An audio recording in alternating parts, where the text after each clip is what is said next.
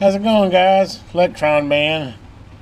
Out here in the shop, it's finally kind of cooling down. I've been kind of having a rough time trying to do anything. My shop's insulated, but it's not air conditioned for the big part of it, and where my workbench is and everything. And it's just been horribly hot. Normally, I can put a fan on and open a door in the shade. It's not too bad, but last week or so, man, it's been, feels like 107, 110. I think the temperature's been right at 100. So. Between humidity and heat, it's been pretty hot, so I've been kind of just hanging around inside more than anything. But anyway, I got to kind of just give you a few updates what's going on. I did get the Sam's manual in for the old Dwight D. Worked on it. I've got another couple hours in it, and I thought I'd found something. I got excited. I traced it back and didn't have some voltage on the transistor and replaced it. It still didn't fix it, and then I figured out that it was because that particular transistor, unless you put the noise blank on, it doesn't have any voltage to it. So anyway, I'm still chasing my tail on that sucker. I think I'm going to put it aside. I kind of got some other projects that I need to get to work. This is going to be kind of a side project. I'll spend an hour here, hour there, just kind of poking at it till I figure out what's going on with it. But still ain't got her going yet. But I got a friend of mine's computer over here. He dropped off. Said it just quit working. He thought it was a power supply. Put a new power supply in, so I've got it apart. And first I thought maybe it's just bad memory, or the memory just needed to be reseated. But I cleaned the memory, and so far that hasn't done the trick. I'm not even getting it to post. Appears he put the power supply in right, but I might try another power supply on it. But kind of do a little more troubleshooting on that, see if I can figure out what's going on. And hopefully it didn't overheat, take the motherboard out or something. And it's one of the integrated ones with the video cards. So I don't know. We'll see what we do. I told him I've got some old ones running around here. If I need to, we'll just move that hard drive over to another one and get him something going.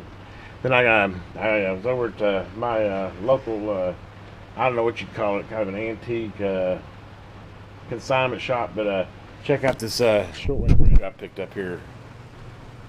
Ain't that a beaut? She's huge, by the way, too. I don't know if you can tell by this picture or not, but thing's probably about 2 foot by 18 inches by probably about 2 foot wide by about 18 inches tall by about 18 inches deep. Yeah, it's a monster. But it's got the tuning eye. I'm guessing about 1940s. Not in perfect condition, but the price is right on it. And I thought it'd be a fun project for us. I know it doesn't work right now. In fact, you can tell the dial is all jacked up on it. But I think that might be my next big project I get at on the video there. Start doing a restore, or at least get her up and running. I don't know how far I want to go with the rest of it. It doesn't have any glass, and I don't know if it's supposed to have glass there or not, but I have to do a little bit of research on that. We might be able to, I think we could probably have a piece of either plexiglass or glass cut for that and put one under if it needs it. And above there is actually another shortwave. I'm not going to show you yet, but that'll be, I was kind of excited. I ended up picking 2 radios up over there for a pretty decent price, and definitely be cool ones for us to go through and see what we can do on those. And then also check out this I guess that's a stereo microscope there.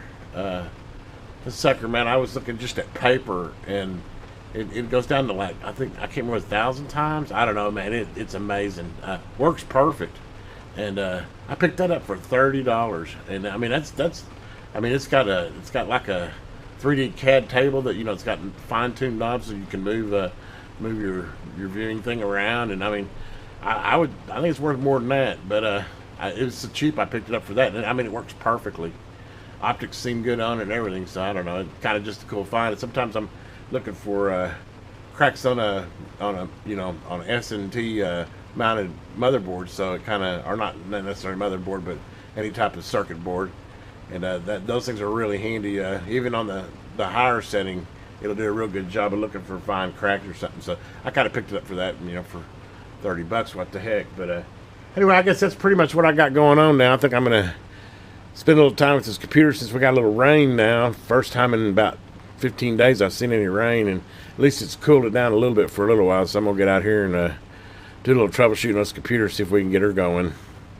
See how that goes.